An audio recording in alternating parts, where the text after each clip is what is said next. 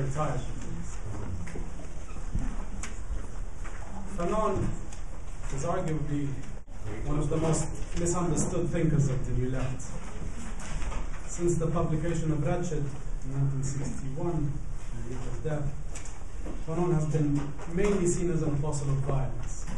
Murderous hatred, all-consuming anger, and explosive revolt have all come to be associated with his name. Sartre's inflammatory preface to Wretched didn't help.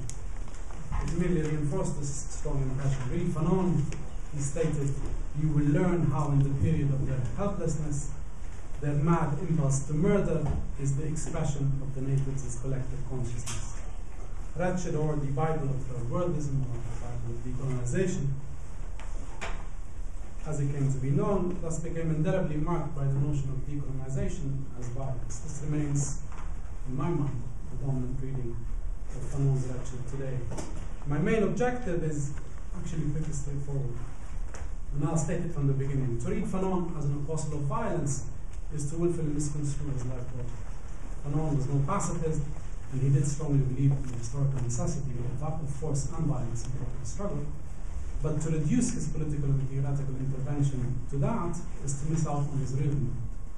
If Fanon had a legacy at all, then it must be, I would argue, his conception of nationalism as socialism.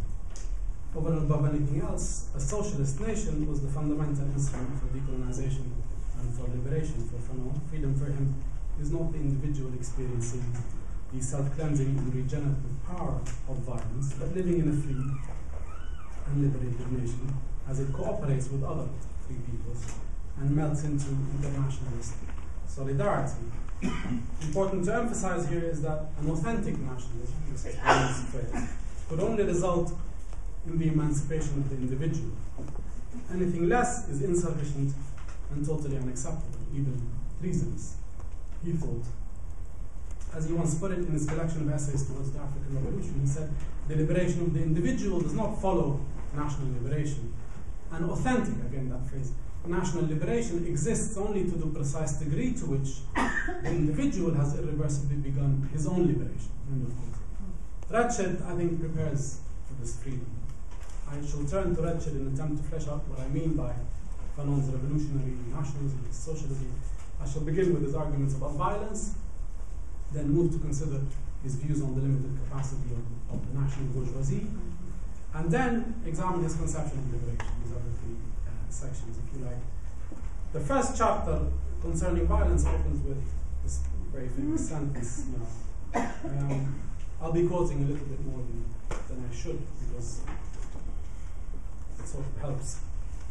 National liberation, national renaissance, the restoration of nationhood to the people, commonwealth, whatever may be the headings used or the formulas introduced, decolonization is always a violent phenomenon. This is the end of the quote. This probably sounds a bit strange in places where decolonization wasn't violent. Fanon's always isn't, strictly speaking, quite true historically, but in settler colonies, it was very true. In Algeria, South Africa, Guinea-Bissau, since I was outed, even Palestine today. For Fanon, colonialism was an exceptionally violent phenomenon. It dehumanized, colonized, divided and exploited them, deformed their culture, and transformed them into a lesser people. It was daily reinforced by force, not by consensus, and was premised on the denial of people's fundamental right to self-determination.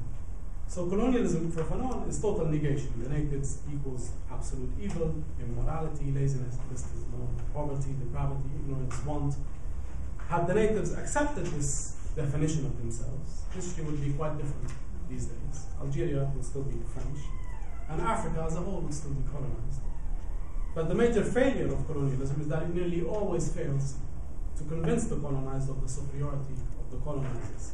As Fanon said about the former, he said he is overpowered, this is a quote again, but not tamed.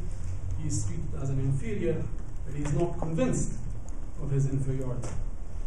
End of quote. This consciousness is indeed the weakest link in the Manichaean chain of colonialism. Natives clearly realize that the system of colonial domination and oppression is designed to keep them down. Their interest lies in pushing against its confines and constraints and overcoming its brutalizing yoke. The force of Fanon's analysis here is to argue that violence is necessary in this process. This is not just because the natives are inherently violent, they have things in their culture, martyrdom culture, whatever the current fashions are, but because the colonizers only understand the language of violence. Colonialism, he said, will only yield when confronted with greater violence. And another quote, the colonized man finds himself in freedom, finds his freedom, in and through violence. This is the moment of clash in Wretched, the moment of confrontation, and the moment of powerful contradiction. The settler's work, he continues, is to make even the dreams of liberty impossible for the natives. The natives' work is to imagine all possible methods of destroying the settler. On the logical plane, the Manichaeism of the settler produces a Manichaeism of the native. The theory of the absolute evil of the native, the theory of the absolute evil of the settler replies. For the native, this is quite a vivid image. Every time I read it in class, my students shudder because they're all very peaceful. It's a very peaceful generation. It's fine in America. For the native, life can only spring up again out of the rotting corpse of the settler. End of quote. Zones of reciprocal exclusivity are thus created as a result of this contradiction. Herein lies the function of violence for Fanon. It is an instrument of forging national unity. Violence unifies, and only with unity can the natives hope to achieve their objectives. Violence is only significant as a means to this political end, and is certainly insufficient without it. The collective here comes into its own as an oppositional political project to colonialism and to Western racism, and becomes an instrument of freedom and liberty. But nations are not monolithic entities. They are crisscrossed by class, ethnic, and gender divisions, their national traditions, their histories and articulations of power all vary. And the kinds of nationalism they produce can therefore be very different. In order to be able to understand a particular nationalism, one must look at what Ijaz Ahmed specified as their social content and their historic project. For him, some nationalist practices are progressive, others are not. End of quote. Fanon, even while being prone to generalization at times, was especially sensitive to the different social forms nationalisms can take. In other words, even while he argued for the necessary unifying power of national consciousness, he was extremely worried about the nature of the society it seeks to bring about. This indeed is the main preoccupation of Wretched of the Earth, and brings us to the second topic of consideration, the national bourgeoisie. Fanon describes the social dangers of bourgeois decolonization in the following terms. This is a slightly long quote. He says, the people who at the beginning of the struggle had adopted the primitive Manichaeism of blacks and whites, Arabs and Christians, realize as they go along that it sometimes happens that you get blacks who are whiter than the whites, and that the fact of having a national flag and the hope of an independent nation does not always tempt certain strata of the population to give up their interests and their privileges. The militant who faces the colonialist war machine with the bare minimum of arms realizes that while he's breaking down, not a fascinating image, while he's breaking down colonial oppression, he is building up automatically yet another system of exploitation. And the privileges of the local exploiters and their monopolization of the national resources are described by Fanon as a form of social treason.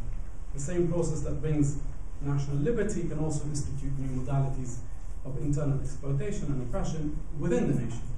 After independence, as Awikwe Arma put it in his wonderfully evocative title of his novel, he said, there's a real danger that the beautiful ones are not yet born. For both Arma and for Fanon, decolonization may prove to be a missed opportunity for liberation, exactly because of the nature of the new class that comes into power as a result of decolonization. So Arma put it very well, and this actually sums up the whole notion. He said in his novel, a new people, a new style, old dance. End of quote. It sounds familiar today in Egypt, in Mubarak, in his journalism. Arma's old dance is Fanon's pitfalls of national consciousness, and in that sense, like Trotsky's, especially his notion of permanent revolution, Fanon understood that the national bourgeoisie in the colonies is much too weak to push through the democratic revolution or fulfill a historic progressive role. And I'll assume for a moment that this is what it did in Europe, though historically it's actually inaccurate. For that generation, there was this notion that the bourgeoisie pushed through a progressive, but I'm going to put this aside. The colonial bourgeoisie is scared of democracy, institutes a one-party system, and turns its back on its own people, looking for support in the mother country, and all in order to maintain its class domination. Its social interest is paramount and takes priority over the interests and the needs of the majority. Fanon's contribution, I think, to liberation thought begins here, in opening up the class divisions within underdeveloped societies, something other notable writers on colonialism, for example, refused to do, and showing the internal antagonisms and the conflicts within the nation. Fanon assures himself a place in the history of radical thought. The force of his critique lies in the fact that he points an accusing finger for the failure of the national project, not only at world imperialism, but also at the national colonial bourgeoisie itself. And he says, the National Front, which has forced colonialism to withdraw, he says, cracks up and wastes the victory it has gained. The nation had its own internal enemy lurking within its borders. All along, separatist class interests and economic opportunism pushed the bourgeoisie to formulate a very limited conception of independence, one based on self-interest, or on fraternity, on equality, or on social solidarity. In a deep sense, the third world is still suffering from this, if you like, foundational social treason.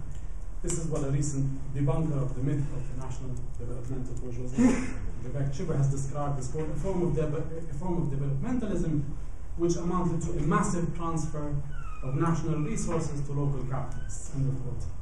Ijaz Ahmed was there, of course, when he said that the process of decolonization ended up, quote, giving power not to revolutionary vanguards, but to the national bourgeoisie poised for reintegration into subordinate positions within the imperialist structure. End of quote. This was not an inevitable outcome for Fanon, or for radical African writers like Armagh, or for Nabugi for that matter. Literary critic Neil Lazarus put it in an essay about the politics of post-colonialism in African fiction. He said, to these writers, the African Revolution, another quote, did not at all fail because it had to, but rather for the very specific reason that it was sabotaged by its leaders. The history of post-colonialism thus looms for them as a history of betrayal. The revolution was betrayed because its leaders realized once independence had been won, that wealth and power and privilege meant more to them than social justice. End of quote. A different social agenda was certainly possible, but it was an option not taken. What of Fanon's, just to conclude, this conception of liberation? One of the curious aspects of this topic in Fanon literature is that it's actually the most neglected part of Fanon's thought. Maybe I've been reading the wrong people. It's possible. Many commentators tend to focus on his views on violence, not on politics and not on his notions of liberation. Yet someone who talked about both from the beginning was Sartre himself in that preface, even though he also suffers from being selectively read. Sartre completely understood the nature of Fanon's political intervention at the time and totally supported his radical social program for colonial liberation. In the preface, he puts it thus. He says, in order to triumph, this is a Sartre quote from the preface, the national revolution must be socialist. If its career is cut short, if the native bourgeoisie take over power, the new state, in spite of former sovereignty, remains in the hands of the imperialists. This is what Fanon explains to his brothers in Africa, Asia, and Latin America. This is still Sartre. We must achieve revolutionary socialism altogether, everywhere, or else, one by one, we will be defeated by our former masters. End of quote. Sartre's clarity here is quite astounding. Only if nationalism becomes socialism will the third world be able to be free. This is the theoretical core, in my mind, of Wretched. Socialism is the answer to the problems of the colonized, the problems of a weak bourgeoisie and severe underdevelopment. This is endlessly repeated in Fanon, and it's clearly stated early on in the text. One is surprised how people miss it. It's fundamental, even for those who read the first chapter. There's a quote from the first chapter, which is very relevant, which shows us the terrain that Fanon was trying to negotiate between capitalist countries, advanced Western countries, and the Soviet bloc at the time. He said, capitalist exploitation and cartels and monopolies are the enemies of underdeveloped countries. On the other hand, the choice of a socialist regime, a regime which is completely oriented towards the people as a whole, and based on the principle that man is the most precious of all possessions, will allow us to go forward more quickly and more harmoniously, and thus make impossible that caricature of a society where all economic power and political power is held in the hands of a few who regard the nation as a whole with scorn and with contempt. This is the last long quote, I think. Fanon keeps on returning to this notion of nationalism as socialism throughout Wretched. He even ends his chapter on the pitfalls of national consciousness with its invocation, and this is a very famous part of the text, when he says that if nationalism is not made explicit, if it's not enriched and deepened by a very rapid transformation into a consciousness of social and political needs, again that emphasis, in other words, into humanism, it leads up a blind alley. End of quote. To avoid that, nationalism has to become an instrument for satisfying the needs of the majority of the nation, not its elites. Fanon believed in the masses' capacity for self-government and thought, quote unquote, everything depends on them, a conception which they have to come to internalize politically. Intrinsic to this process of self-government is democracy, and he said again, to govern by the people and for the people, for the outcasts and by the outcasts. End of quote. Fanon's notion of a sovereign, dignified individual is crucial here. If liberation means anything, it means free self-determining individuals, free of social and economic inequality, free of oppression and free of domination. Unlike the particularist and exclusionary nationalism of the bourgeoisie, socialist nationalism is universalist and is inclusionary. It is at the heart of national consciousness, another famous part of the text, that international consciousness lives and grows, and this twofold emerging is ultimately the source of all culture. End of quote. So Fanon saw himself as contributing to a new internationalism at the time, a new global alignment of forces, which stresses the commonalities of nations and their shared political projects of transformation. For Fanon, then, the third world either rises together in unity and solidarity, or falls apart in division and fragmentation.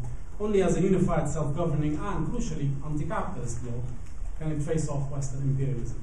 This, I believe, is the socialist core of Wretched of the Earth, a project Fanon fought for and, in a sense, anticipated, and one that is yet to materialize. Thank you.